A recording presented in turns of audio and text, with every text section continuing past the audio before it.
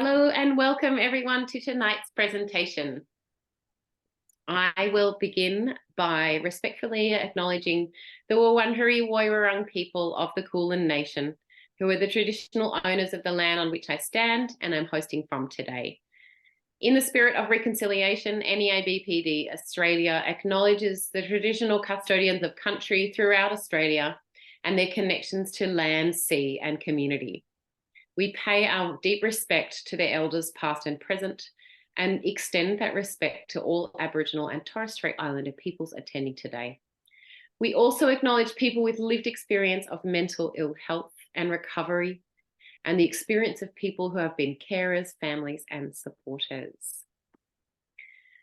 I'm sure you all know me by now. My name is Belinda and I will be your host today. I work and volunteer for NEA BPD Australia in our virtual head office, and I am also a trained volunteer family connections leader.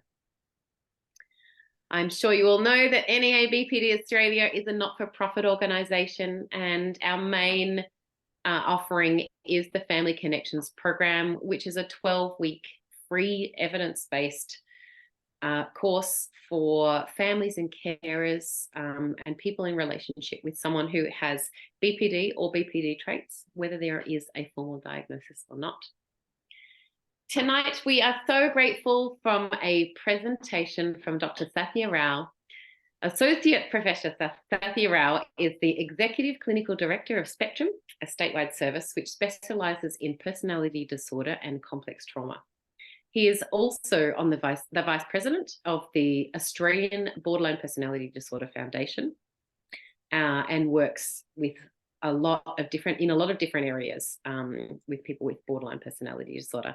Thank you so much, Sathya, for making the time for us and our audience today. Welcome. Good evening, and thank you very much, Belinda, for that very, very generous and kind introduction. And let me also thank the NEA BPD for the opportunity to talk to all of you. Can you all hear me properly? Yep, good. So before I get started, let me also pay my respects to the traditional custodians of the land on which we are meeting today. For me, it is the Wurundjeri people of the Kulin Nation, and I pay my respects to elders past, present, and emerging.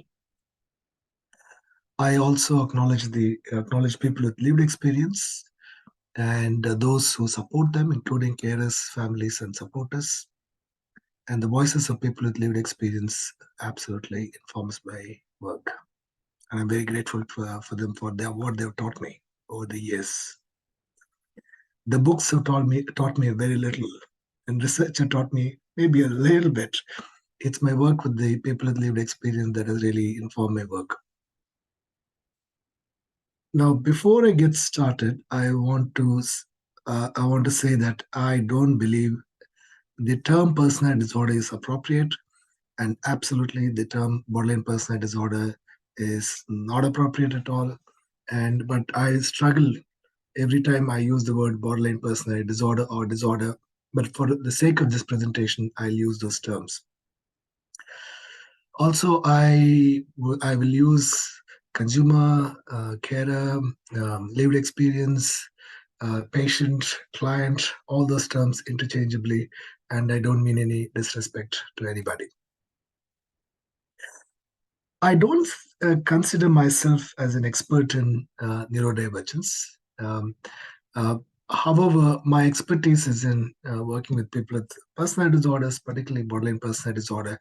And in the last 5 to 10 years, we are increasingly becoming aware of the neurodivergent disorders. And I'll talk to you a little more.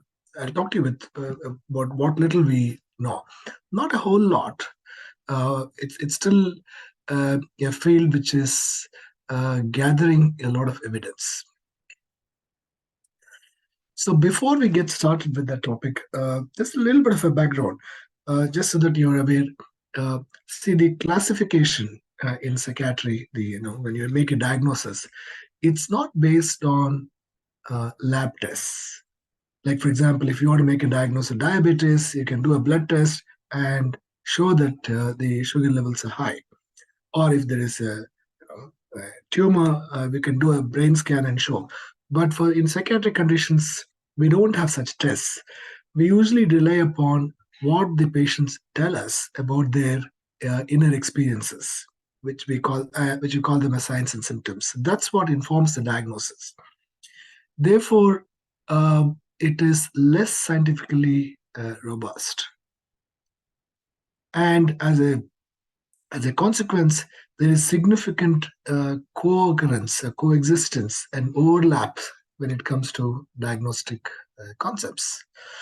Also, whether the diagnosis came first and the other diagnosis was it secondary to that, it can be confusing. One example would be borderline personality disorder and depression.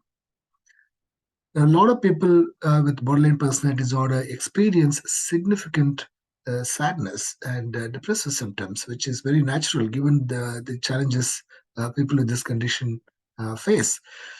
Is that a biological clinical depression? Or is it something part and parcel of the borderline personality disorder syndrome? Often there's a lot of confusion. It is not clear. And if you don't make the right diagnosis, one could actually unnecessarily prescribe medications. So the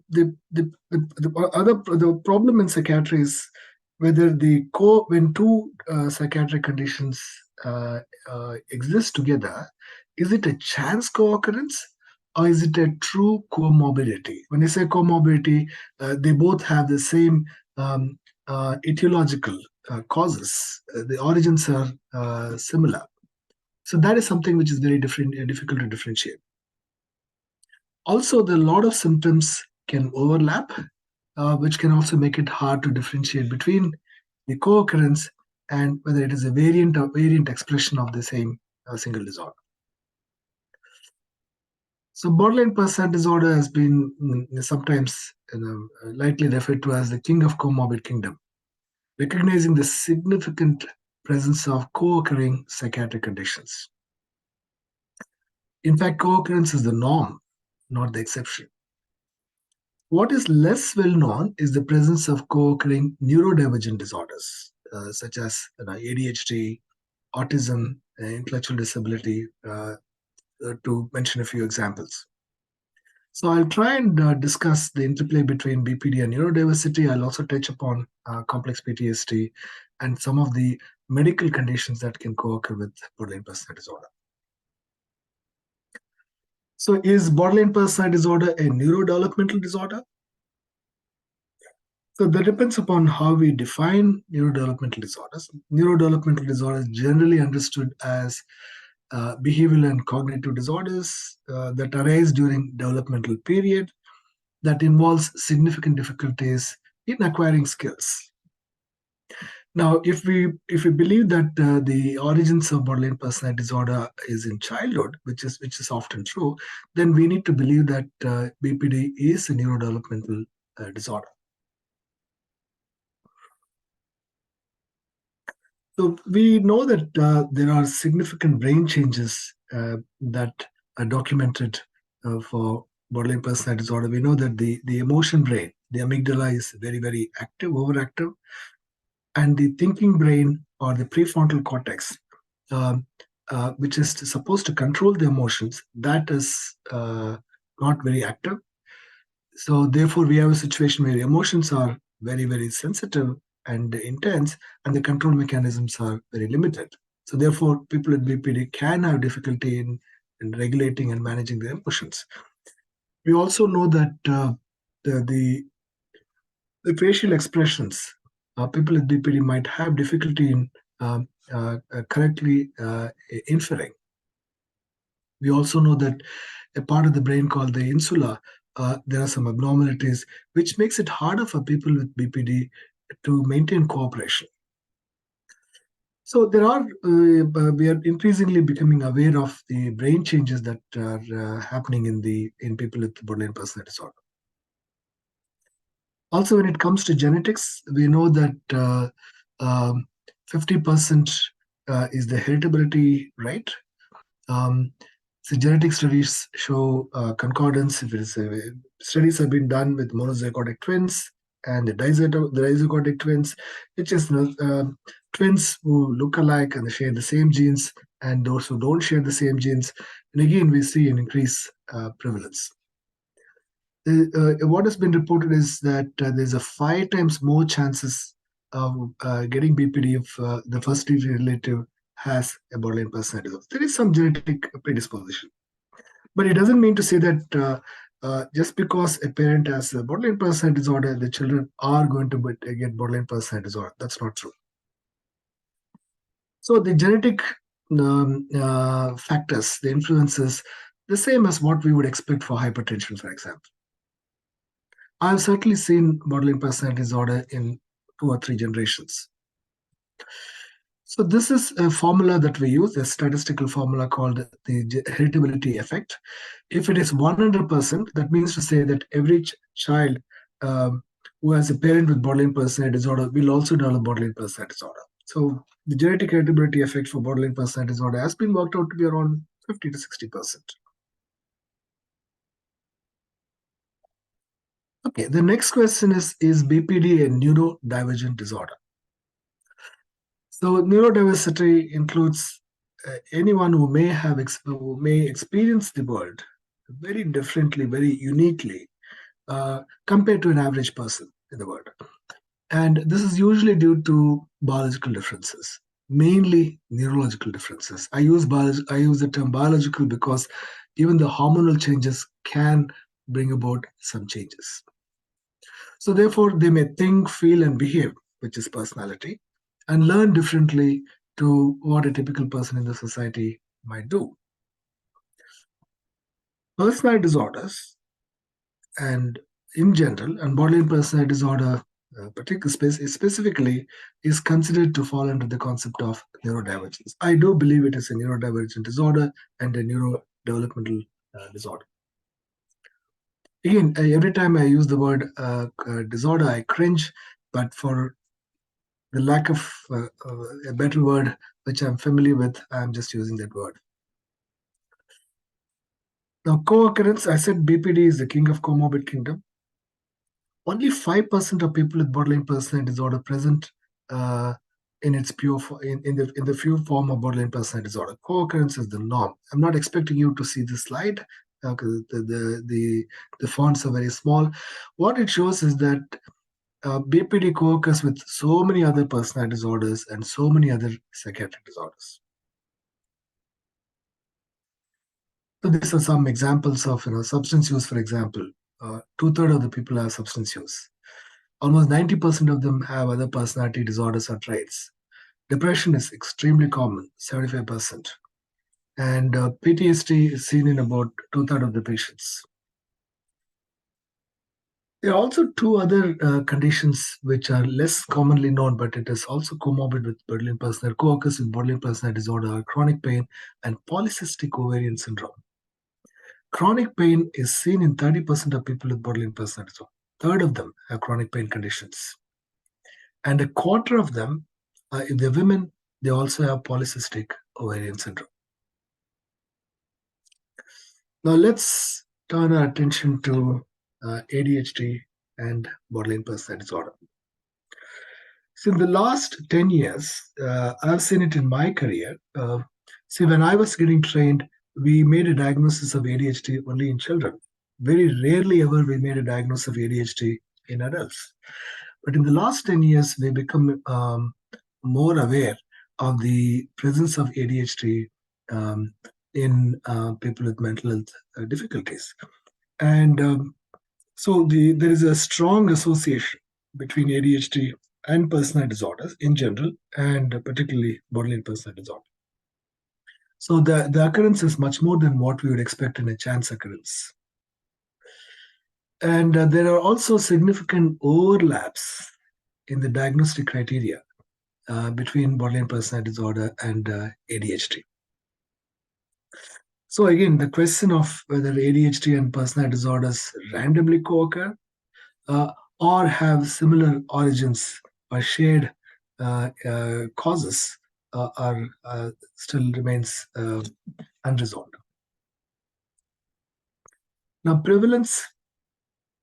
Studies show that the prevalence of ADHD in people with BPD can range from 10 to 30%. Certainly, in our population, in our patients at Spectrum, we see that at least a third of them seem to have ADHD. Now, so far, we have not started prescribing stimulants, the medicines for ADHD, but we are now starting to prescribe medicines for our patients with BPD when they also have ADHD. And the initial experience is that the ADHD treatment, when you treat ADHD, it seems to also have a positive effect on the treatment of borderline personality disorder. Also, there is some evidence now that when we treat people with borderline personality disorder who have ADHD symptoms with stimulants, people with borderline personality disorder have less suicidal behaviors. So that is something which is very interesting. And overall prognosis for borderline personality disorder is improved when you treat the co-occurring ADHD. We have known for a long time that childhood ADHD is a risk factor for development of BPD in adulthood.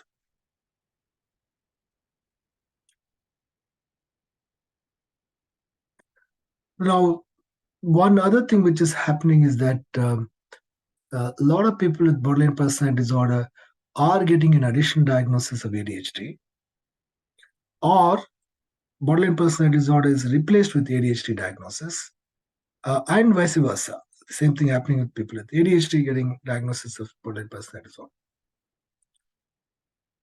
So therefore, a very careful consideration to delineate these two conditions is required. So the overlapping symptoms between ADHD and BPD, impulsivity is common for both, interpersonal difficulties are common for both, and emotion regulation problems are again common between the both. Now, in borderline personality disorder, emotion regulation problems are the most forefront symptom. In ADHD, it is more impulsivity. So if you think of ADHD, you need to think of more impulsivity, BPD, more emotion dysregulation. And again, ADHD as often goes undiagnosed, untreated, especially in women, because the presentations can be slightly different. And they often get less referrals for assessment, and often they get incorrect diagnosis. So some efforts have been made. Now, this is a 2023 paper. This is a Spanish research. They have come up with a scale, a reporting scale, self-report scale that can differentiate between ADHD and borderline personality disorder in adolescents. Again, with the same hypothesis that emotion dysregulation is, although it is common for both conditions, it is more clearly related to BPD, and impulsivity is more characteristic of ADHD. And they have found a way of trying to differentiate between the two using that instrument. Early days, but there is promise. So let's talk about autism and borderline personality disorder.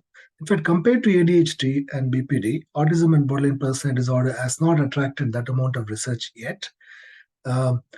One possible reason may be because now we have medicines for ADHD, so there's a lot more attention, a lot more research has happened there. When it comes to autism, we know that there are no medicines as such to treat the primary condition. Now, 15 to 25% of people with BPD also seem to have autism spectrum disorders. So there is a symptom overlap, particularly in the social relatedness. And again, the etiological relationship between autism and BPD is still not known. And one interesting fact is that there is increased prevalence of polycystic ovarian syndrome in women with autism. I told you earlier on that polycystic ovarian syndrome is also more common in people with borderline personality disorder. So then you can try and correlate between autism, polycystic ovarian syndrome, and borderline personality disorder. So they, in the past, we used to classify personality disorders into cluster A, cluster B, cluster C. And in that classification, cluster A and cluster C personality disorders, there is more prevalence of autism spectrum disorder. It is 60% prevalence compared to 15 to 25% in BPD.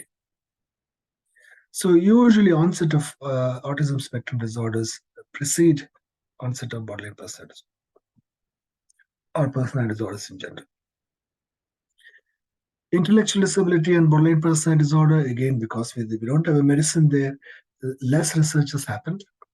Again, people with intellectual disability can have symptoms which are similar to borderline personality disorder, but may not necessarily have a borderline personality disorder diagnosis.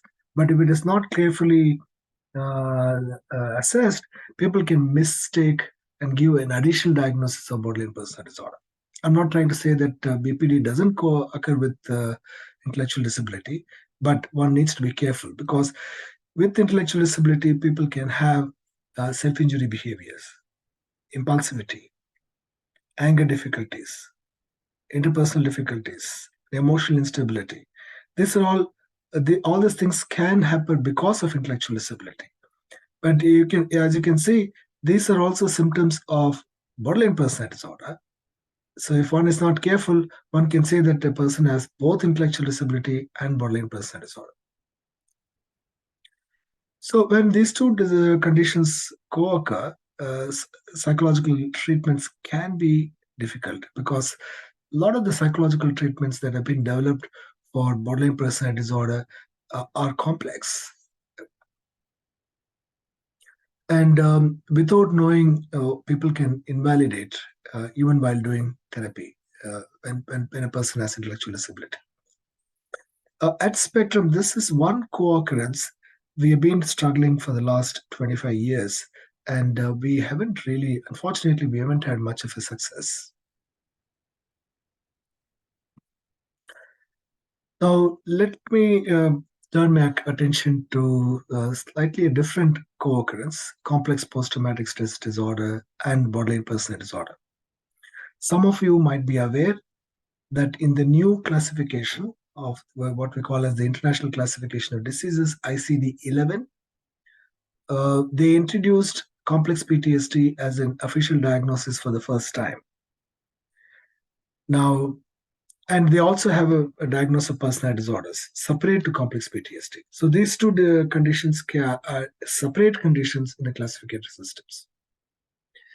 However, in clinical population, complex PTSD can coexist with approximately 50% of women diagnosed with borderline personality disorder. Certainly at Spectrum, because we work with people who have much more trauma backgrounds, nearly 60 to 70% of our patients who have BPD diagnosis will also qualify for complex PTSD. However, BPD co-occurs with only approximately 8% of those diagnosed with complex PTSD. And prevalence of PTSD in BPD samples is 30 to 60%, and prevalence of BPD in PTSD samples is about 35%, in keeping with the complex PTSD diagnosis. Look, complex PTSD is a new diagnosis. There are some treatments which have been recommended. Still, we don't have robust evidence-based treatments to this day. We have narrative exposure therapy, EMDR, all of those have been tried. And even DBT and MBT have been tried, but still very early days. Until recently, until complex PTSD became an official diagnosis in ICD-11, people used to get a diagnosis of BPD, even if they had complex PTSD, because that was not officially recognized. So what was part of BPD, a part of it has been taken away, rightly so. Now, what is complex PTSD? To make a diagnosis of complex PTSD, one must have PTSD. In addition to having PTSD, there should also be disturbance of self-organization. What do we mean by disturbance of self-organization? People must have emotion dysregulation, interpersonal difficulties, and a negative self-concept. See, they have these three plus PTSD, then you can make a diagnosis of complex PTSD. So as you can see, that's slightly different to borderline personality disorder. Now, borderline personality disorder and complex PTSD both share the disturbance of self-organization, which means emotion dysregulation, interpersonal difficulties, negative self-concept can occur in both the conditions. But in BPD, there is no PTSD, but in complex PTSD, you must have PTSD. So this is a way of trying to understand the differences between PTSD, complex PTSD, and BPD. As you can see, BPD and complex PTSD, the PTSD part of it is the same, plus the three things that I just described. When it comes to BPD, those three things are common to complex PTSD, plus you have other symptoms. These are all the slightly complex diagnostic issues. So if people are not careful, they could make a wrong diagnosis of complex PTSD or an additional diagnosis of complex PTSD. So there's a way of trying to differentiate between the two. I won't go into the details. So predominantly what it means is that when someone has a complex PTSD, what we see is people with complex PTSD are often less suicidal and they have less self-injury behaviors. They don't have an unstable concept of self-identity. They have a stable sense of self, but it is chronically negative, which is very different to borderline personality disorder. The emotion dysregulation is the same. And the interpersonal difficulty in complex PTSD is that they're more isolated interpersonally. Okay. What is the relationship between borderline personality disorder and polycystic ovarian syndrome? I mentioned this a couple of times earlier on. Now, women with borderline personality disorder suffer higher than expected levels of polycystic ovarian syndrome, nearly 30%, which is much more than what would happen in the community, which is about 10-12%. The psychoneuroendocrinal mechanisms probably are at play when there is increased prevalence of polycystic ovarian syndrome and BPD. And one of the things which I have found in my practice is when women who have borderline personality disorder and polycystic ovarian syndrome, if they are prescribed oral contraceptives, an ordinary oral contraceptive, that can actually make the BPD symptoms worse. So there is a contraceptive called Zoli, which has got natural estrogens. This particular contraceptive is BPD friendly.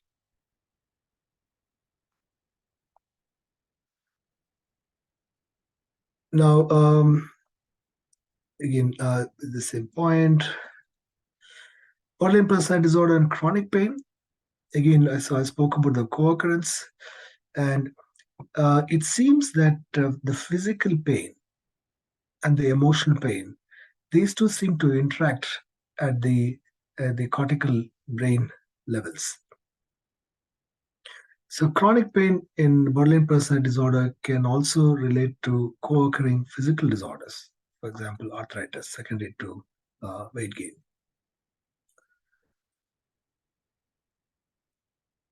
I think I made this point. Okay, when we're looking at treatments, so when there are co-occurrence, there is some sort of a table which has been worked out.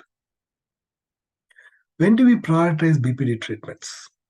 When there is depression, which is co-occurring with BPD. Rather than prioritizing depression, one must prioritize BPD treatments. We know that when depression co-occurs with BPD, just treating the depression with medicines and ECT and TMS doesn't help. Whereas if you treat borderline personality disorder, both borderline personality disorder and depression can recover. The same story with bipolar 2, bipolar depression, bulimia, social phobia, anxiety disorders, and narcissistic personality disorders. So there you prioritize treatment of BPD. Of course, you treat both the disorders, but prioritize BPD. Unless you treat BPD, the co-occurring conditions are not going to respond. Now, when there is PTSD, obsessive compulsive disorder and panic disorder, and autism spectrum disorder, ADHD, the recommendation is that you stabilize BPD before treating these co-occurring psychiatric conditions. I would probably say that this is a 2021 recommendation.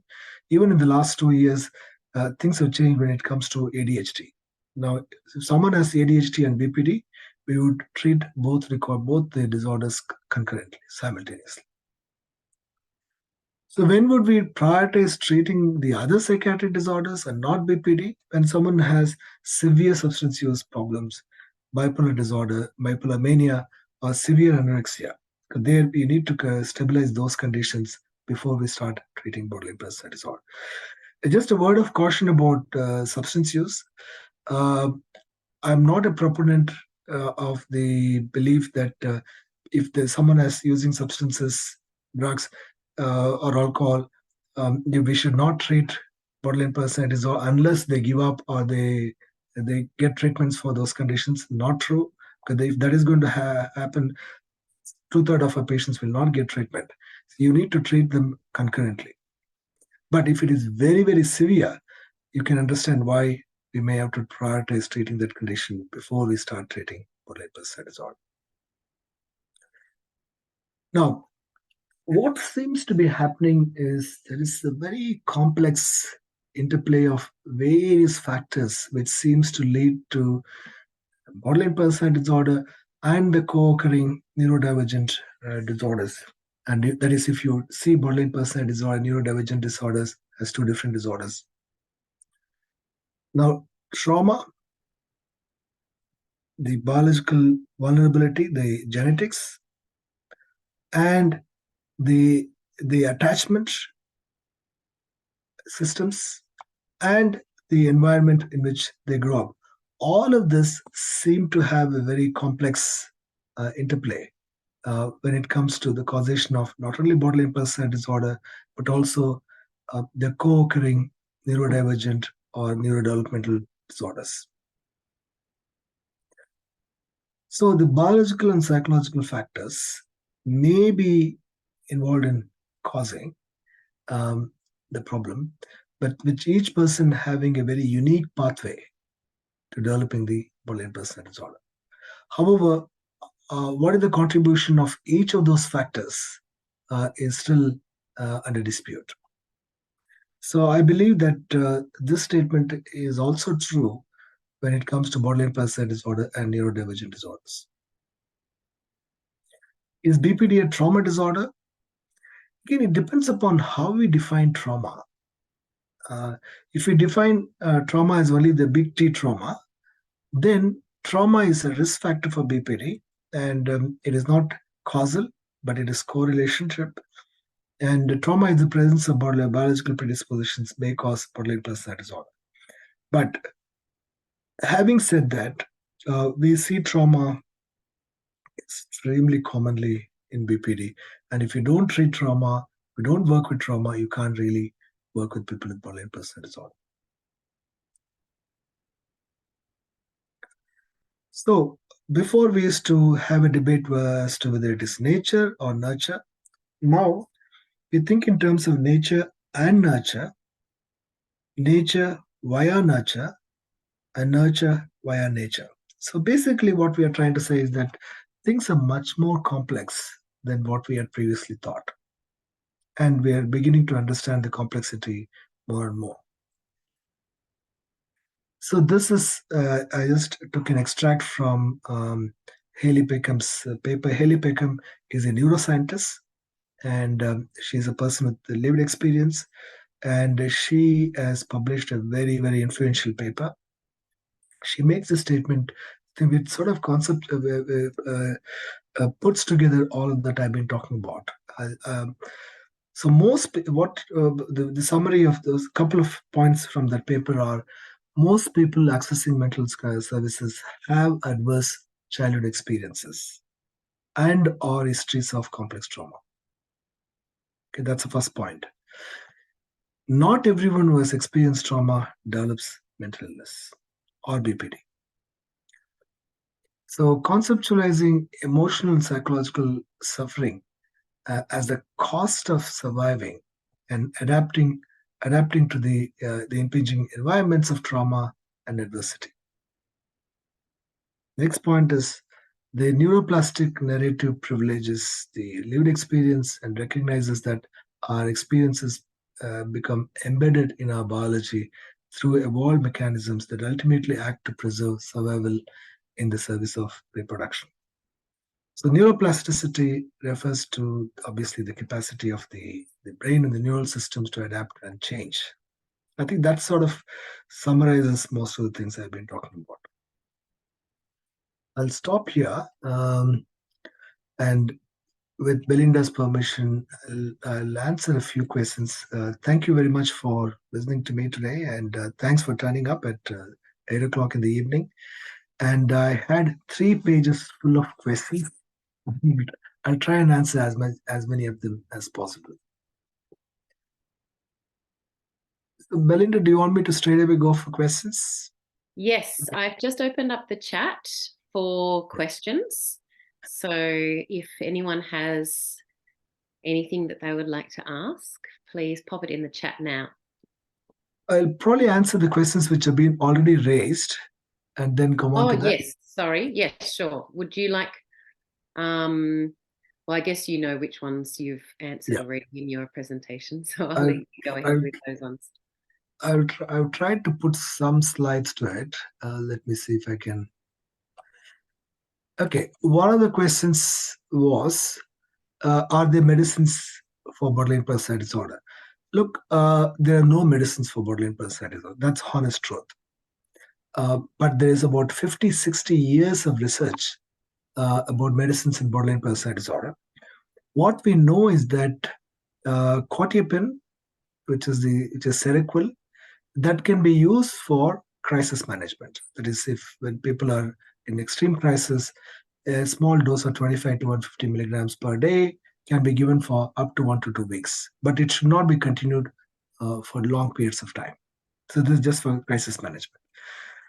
The couple of medicines called topiramate and lamotrigine. These are drugs used for treatment of epilepsy. We also use it in bipolar disorder treatment. These 2 medicines, there is some evidence that it can help with anger, aggression, and mood instability. I have used lamotrigine a lot. Lamotrigine is a very silent drug. Even in very small doses, it seems to help somewhat. Aripiprazole in small doses can be helpful. Fluvoxamine, there's some evidence, but in my hands, I've not seen much of a change. Fluoxetine, again, some evidence, but not a whole lot. Olanzapine seems to actually help, but it causes terrible, horrible side effects. I've stopped prescribing. Omega-3 fatty acids, that is the fish oil. There is a preparation called Ultra Clean, which has got the right kind of the fatty acids in 1,200 and 800 units. That particular one, 4 caps a day, there is again a couple of randomized controlled trials to show that it can be helpful in reducing depression and aggression. And also overall, it may reduce severity of BPD. Again, very, very little evidence for medicines. In my practice, I prescribe lamotrigine, if at all. And for crisis, I use quetiapine, and that's about it. And I prescribe, of course, fatty acids, omega-3 fatty acids quite commonly because it is harmless. Now, there are a couple of exciting options which are coming up. One is the psychedelics. Some of you would be aware that a couple of psychedelic drugs have been legalized in Australia. And Australia is the first country in the world where psychedelic prescriptions are legal from the 1st of July this year. So 2 psychedelics have been legalized, psilocybin and MDMA.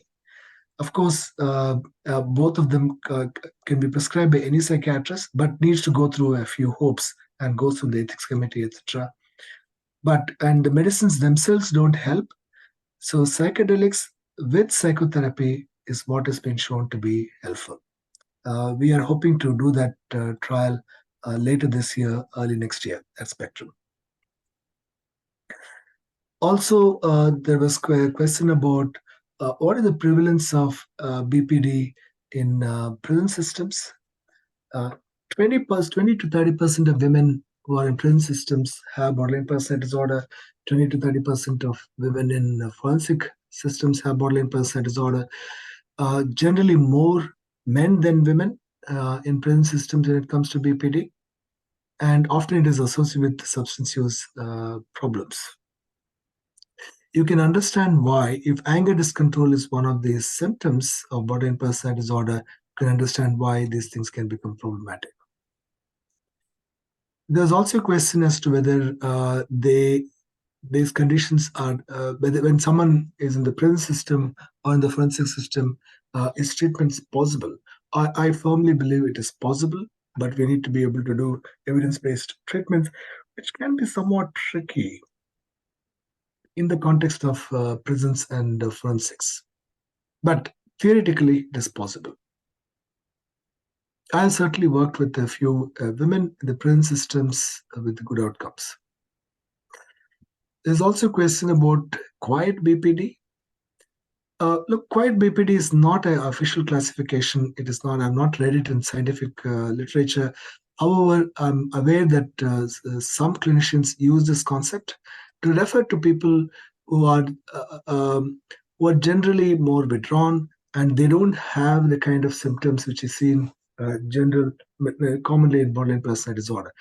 They tend to be much more people pleasing. They have a lot more guilt and shame, and they engage in intense relationships, and not being good enough is a common part of it. In my mind, this quiet BPD often is an indicator of complex PTSD in the new classificatory system. Okay, let me see if there are any other questions which I can answer. Oh yeah, there was also a question about late manifestation of borderline personality disorder. What happens to people who develop borderline personality disorder for the first time in their 40s and 50s? At Spectrum, a third of our patients seem to have a late manifestation of borderline personality disorder. What it means is that up to about 40 to 50 years of age, they have not had any symptoms. But at around 40 to 50 years of age, if they have a relationship breakup, or if they resign from a job, or they retire from a job, that seems to trigger onset of borderline personality disorder. And often people don't diagnose BPD in the later age, and that's because as a consequence they're given a diagnosis of treatment-resistant depression, bipolar disorders, and wrongly treated. Later on, one makes a right diagnosis and starts the treatment. Now, eating disorder and borderline personality disorder. Look, eating disorders are very, very common. If you look at all the eating disorders put together, it's at least about half of our patients would have an eating disorder diagnosis. Eating disorder not otherwise specified is the most commonest. This next common is binge eating disorder. Third is the bulimia nervosa. And anorexia nervosa is not that common, but certainly can co-occur. I'm a firm believer that when there is eating disorder and BPD, both the conditions must be treated simultaneously. Unfortunately, that doesn't happen in practice. So either people get eating disorder treatment or BPD treatments. Very rarely, the treatments are given simultaneously. Can BPD occur in old age? Certainly, yes. So we have treated someone who is 76 years old. We have treated someone who is 82 years old. And even at that age, when treated, these conditions seem to go into remission.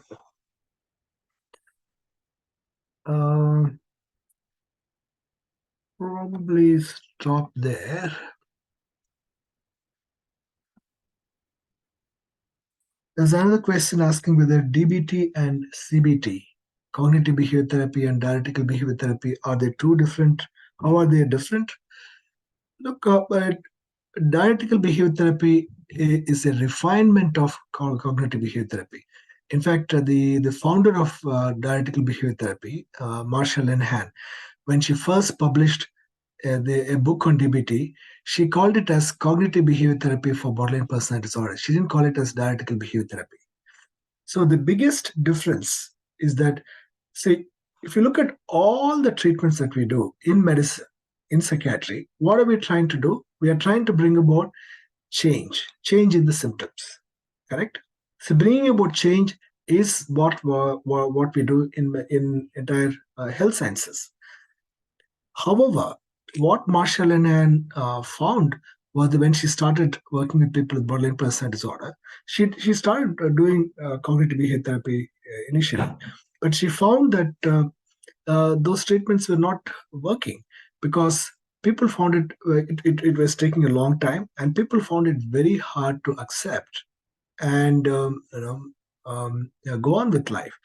So then she developed strategies which are acceptance strategies, which is mindfulness, etc., and married that with the cognitive behavior therapy skills, which is the change skills. So she brought up dialectical behavior therapy as change skills and acceptance skills, and there is a very nuanced interplay between the two. So that's the very primary difference between the two treatments.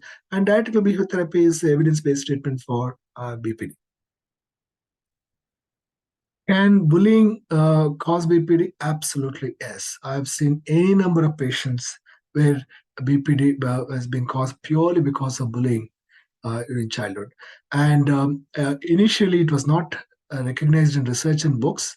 Nowadays, all the textbooks of borderline personality disorder recognize bullying as a clear etiological factor. And I've seen it numerous times in my practice. I know there's plenty of questions. I'm not going to have time to address all of them. Is the presentation informed by lived experience individuals? Absolutely, yes. As I said initially, I believe that all that I know is I've learned from people with lived experience. And it is, I believe it is neuro-affirming. Are there any other questions which you want me to prioritize, Belinda? I will have a look through, and I was just going to read a few out. We've got about 12 minutes, just under 12, 10, about 10 minutes to answer a few.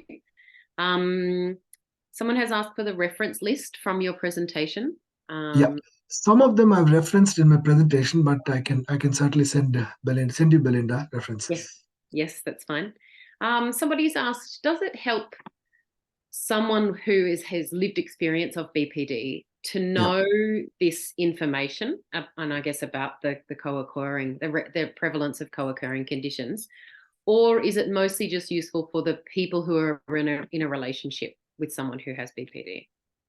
I think knowledge can't hurt any one of us, but how it is presented, how it is discussed is important. I think it is important for everyone to know what they're experiencing so that they can get they can access the right kind of help. Especially we're in a world where the right kind of access to treatments is not available, even in a developed country like us. So if people are better informed, patients, families, carers, friends, it can only help. Okay, we've got lots of questions. We've got one here about, is there any research on alcohol during pregnancy and development of BPD? There's a lot of research about alcohol and fetal alcohol syndromes, etc. But not a whole lot about borderline personality disorder as such. But I would suspect, there's no research, but I would suspect that we know that alcoholism during pregnancy can cause significant impact on the development of the brain. If we believe BPD is also a neurodevelopmental disorder and they are a neurodivergent disorder, then we should believe that fetal alcohol syndrome or alcoholism during pregnancy can have some etiological link. There's no research, that's my guess. We have a question here about medicinal cannabis. Someone their son was prescribed medicinal cannabis, but they actually ended up with psychosis being I admitted would, to a psych I would unit? be careful. I would be careful with cannabis, because there is no research to show cannabis and BPD there is any relationship, or there is any beneficial relationship. MDMA, there is some early hope. Again, there is no research for BPD. There is research for PTSD. There is really some really good research for PTSD that 67% of people can actually recover, not just remission, recover with MDMA assisted psychotherapies. Wow, that's very interesting. I'm looking forward to seeing some more research on that come out. Somebody has asked how best to get an official diagnosis. How many appointments are usually required? See, at Spectrum, usually it is just a single appointment, because that's because we have seen thousands and thousands of people. So we can make a diagnosis in 1 hour's time. But in the community, people might take 1 or 2 sessions. But it's really not rocket science. But if one is not trained, it can be rocket science. Look, I used to be the head of psychiatry training for Victoria for years now, and also I was a director of training for psychiatrists. I know that even to this day, psychiatrists are not trained in the treatment of BPD. Certainly, clinical psychologists are not trained adequately. So the training is a gap in a system for borderline personality disorder or personality disorders in general.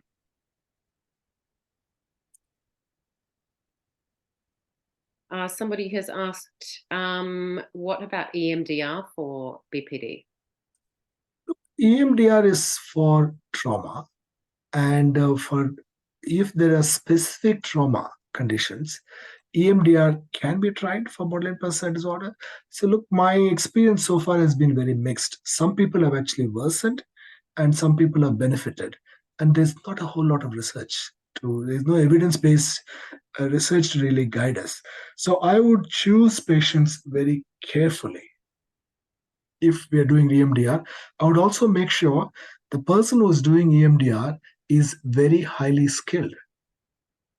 If the person who is doing EMDR for people with borderline personality, if they're not skilled, they could actually do more harm than good. So, a word of caution there. We have a lot of questions about whether the audience could receive a copy of the slides, please. Yep. I will sanitize them, make them, take away the pictures and things like that, and send it to you. Wonderful, thank you. I might take a week or so, Belinda. I'm just That's going okay. away, but We take a little while I'm to get the I'm recording going out to be as on well. leave for a week, but I'll definitely send it to you. Thank you so much. I really appreciate it.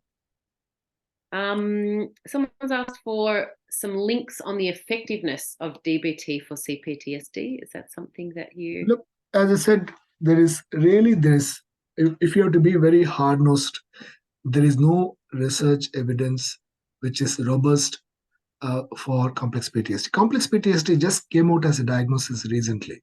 So we are still developing treatments, testing treatments. So the last word has not been said. Having said that, narrative exposure therapy, there is some evidence. This is for complex PTSD. And EMDR, there is some evidence for complex PTSD. DBT, prolonged exposure protocols, there is evidence. DBT, PTSD protocols, there is some evidence. And MBT for trauma, there is some evidence. Again, all of this evidence is very early days still. There are, of course, some robust studies, but I wouldn't say the last word has been said. We've had a few questions about a person being medicated for ADHD and whether that has a supportive effect on their BPD symptoms. Absolutely, yes. So as I was telling earlier on, if there is ADHD and along with BPD, treatment of ADHD can be very helpful. What is shown in research is that actually their societal behavior comes down, emotional regulation can get better, their repeated hospitalizations come down. So overall, there is a beneficial effect of treating ADHD that co-occurs with BPD. Also, the overall prognosis is better. But be careful, because there is a lot of people are charging exorbitant amounts of money for treating ADHD, which it shouldn't be. It's like any other condition. It doesn't take more time or more stress to uh, treat the condition. So be careful. Good tip. We have a few questions come through about the NDIS and people who have been diagnosed with BPD. In your experience, do you know of many people accessing NDIS after being diagnosed? Yeah, look, I have fought very strongly against discrimination for people with BPD by NDAS. So NDAS, very clearly, they are supposed to be looking at impairment and disability and dysfunction rather than diagnosis. Just because someone has a diagnosis of borderline personality disorder, they should not be discriminated. So I have fought quite hard, and I have been successful in getting NDAS support for people with borderline personality disorder, even for treatment in some cases. But it's very inconsistent. Again, through the Australian BPD Foundation, we have made representations to NDAS regarding this matter. Wonderful. There's one question here I want to answer, which is, what are the job prospects for people with borderline personality disorder? Can they manage a regular job? Absolutely, yes, they can, if they're treated. Before treatment, some people might struggle.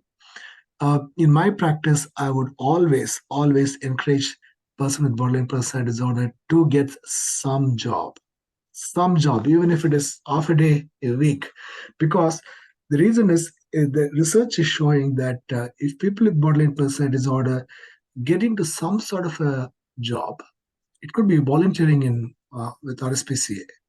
If it would be volunteering somewhere else for just half a day, that is strongly associated with better outcomes. So I would strongly urge people to get a job. And John Gunderson is the founder of the General Psychiatric Management Treatment. He famously said, "Get a job." And they certainly look. There we have any number of examples of people who have achieved great things when they have borderline personality disorder.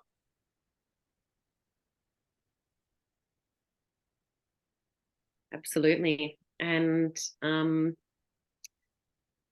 we might wrap up here, Sathya, unless there's another pressing question that caught your eye at all. The people have asked about whether from other states where they can access Spectrum. Look, we do provide some interstate services. We have worked with patients coming from all over the country, from Northern Territory to Tasmania. But usually, it is the public mental services which will contact us, and we would either support the public mental services to help the person with BPD. In rare circumstances, we have actually started treating them, but we would not be able to treat them if they're not already in the public system. That's because of the clinical governance issues. So there's a small amount of resource we have for interstate people. But if it is just a second opinion diagnosis, we have generally said yes.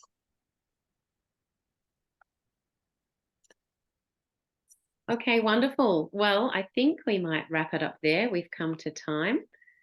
And to everyone, to our audience here, we hope you've enjoyed tonight's presentation and gained a little more knowledge on this topic. I've personally really enjoyed learning a lot more about, especially the prevalence of some of those comorbid neurodiversities in the presence of BPD. Thank you so much to you, Sathya, for your dedication in this space and for providing your time and energy to share your knowledge with us today. And thank you to our audience for all your support. Give yourselves a pat on the back for showing up here today, and for you, your relationships and your families. I will be sending out an email, and if you have any other questions or you have any inquiries about the Family Connections programs that we run, please do feel free to get in touch. I'll just pop our email address in the chat now. And as Sathya said, a couple of weeks and we should be able to send out the recording of this presentation, plus some slides, and maybe a few links for you as well, if we can get some of those together. So that comes to the end of the evening. Thank you so much, everyone, and we wish you all the best. Thank you. Have a good night. Thank you. Good night.